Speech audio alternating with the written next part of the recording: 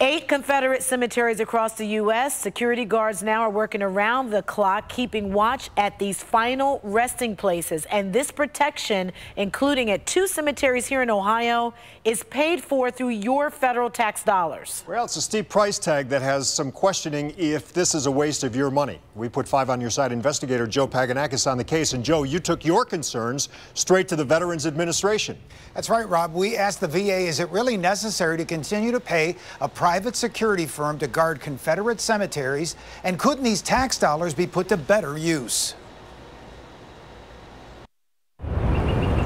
According to records obtained by the Associated Press, $4.5 million of your federal tax dollars will be spent to guard 8 Confederate cemeteries by the end of 2019. It is definitely not a good use of our tax dollars. Local community groups give their opinions. 2 of the Confederate cemeteries under watch by unarmed security guards from Whitestone Group are right here in Ohio. It's an absolute waste of our money. We found security guards on the job at one of the cemeteries located on Johnson's Island in the sleepy village of Marblehead, Ohio, near Cedar Point. You hear about federal money going into a cemetery? I mean, that's crazy.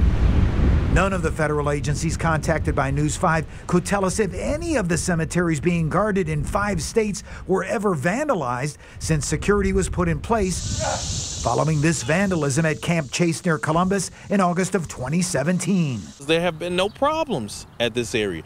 Ohio, so far, if there's not a problem, why are we wasting the dollars down there? However, federal authorities tell News 5 they believe the risk of vandalism continues after 2017's deadly clash between white nationalists and counter-protesters in Charlottesville, Virginia.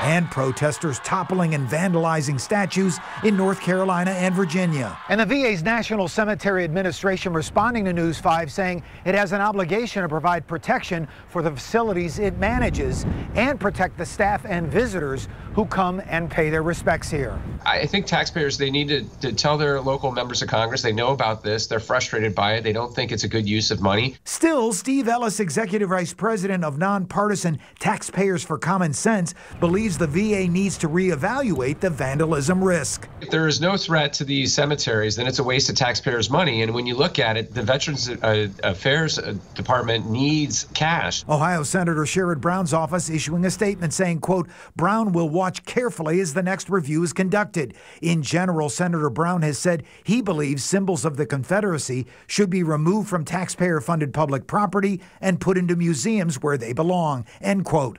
Meanwhile, Taxpayers for Common Sense urging people here in Ohio to contact their federal lawmakers. I think they should also even write to the Department of Veterans Affairs and say that we think there's better uses for these tax dollars in supporting our veterans who are still alive and with us, rather than protecting or falsely protecting people who are no longer with us. And the VA's National Cemetery Administration could not tell us if or when around-the-clock security at Confederate cemeteries will be stopped. Our calls to Whitestone Group Security to get their side of the story were not returned.